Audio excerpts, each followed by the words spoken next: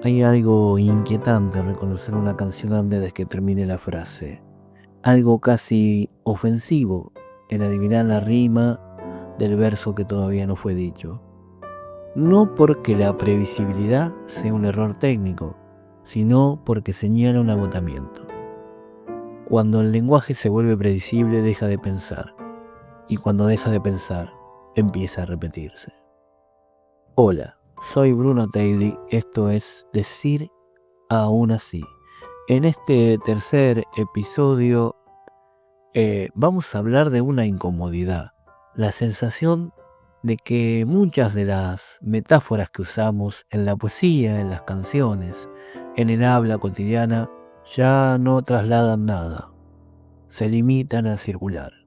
Hoy quiero pensar la metáfora no como un recurso estilístico, sino como un problema, como organismos vivos que pueden marchitarse y tal vez preguntarnos si no ha llegado el momento de una segunda operación, la metáfora de la metáfora.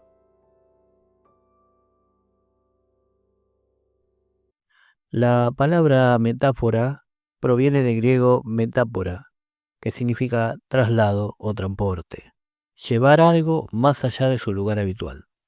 Una metáfora ocurre cuando un significado abandona su territorio y se instala en otro, cuando dos realidades aparentemente inconexas se tocan. Aristóteles decía que la metáfora es signo de genialidad, porque implica ver semejanzas donde otros solo ven diferencias. No se trata de adornar el lenguaje, sino de ampliarlo, de forzarlo a decir más de lo que diría por sus propios medios. La metáfora no explica, revela. Y en poesía, esa revelación es esencial. Sin metáfora, el lenguaje se vuelve descriptivo, literal y agotado. Pero toda metáfora corre un riesgo, el del éxito. Cuando una imagen funciona demasiado bien, empieza a repetirse, y cuando se repite sin fricción, se convierte en lugar común. El ejemplo más claro es el corazón como metáfora del amor.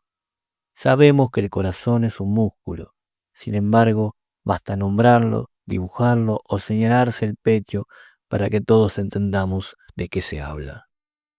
La metáfora es tan eficaz que ya no necesita explicación, y en ese punto alcanza su perfección y también su desgaste.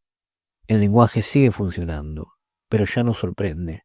La imagen comunica, pero no abre. La metáfora deja de ser traslado y se vuelve señal. Podríamos decir que la metáfora perfecta es aquella que nadie necesita interpretar, pero esa perfección tiene un costo: perder el espesor. Cuando la imagen ya no exige una operación poética, el lenguaje se vuelve automático, y lo automático tarde o temprano se vacía. Vivimos rodeados de metáforas gastadas, en la publicidad, en la política, incluso en la poesía. Metáforas que no buscan iluminar la experiencia, sino dirigirla. Allí el lenguaje deja de ser espacio de pensamiento y se convierte en instrumento. Jorge Luis Borges cuenta que en las antiguas culturas nórdicas existían las Keringar. No se nombraban las cosas directamente, sino a través de otra imagen que la rodeaba. El corazón podría ser la manzana del pecho, y esa manzana, a su vez, la dura bellota del pensamiento. Cuando una imagen se gastaba, se creaba otra, no por capricho, sino por necesidad. Esto es lo que podríamos llamar la metáfora de la metáfora, un segundo traslado, una renovación del mensaje desde su propio agotamiento.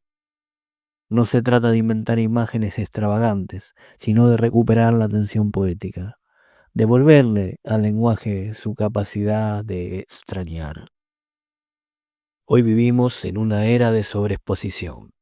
Las metáforas circulan a una velocidad que no permite sedimentación. Se usan para vender, para convencer, para simplificar lo complejo. En este contexto, escribir poesía o pensar el lenguaje implica una responsabilidad. No toda metáfora es inocente. Renovar el lenguaje metafórico es también resistir su vaciamiento, es negar a repetir imágenes que ya no dicen nada. Pensar la metáfora de la metáfora no es un ejercicio técnico, es una pregunta ética y poética. ¿Cómo volver a decir sin repetir? ¿Cómo trasladar el sentido en un lenguaje saturado de imágenes? Tal vez la tarea del escritor no sea inventar siempre algo nuevo, sino escuchar cuando una imagen dejó de vivir y atreverse a llevarla más allá. Porque cuando la metáfora se estanca, el lenguaje se marchita, pero cuando se renueva, incluso en su propio límite, vuelve a respirar.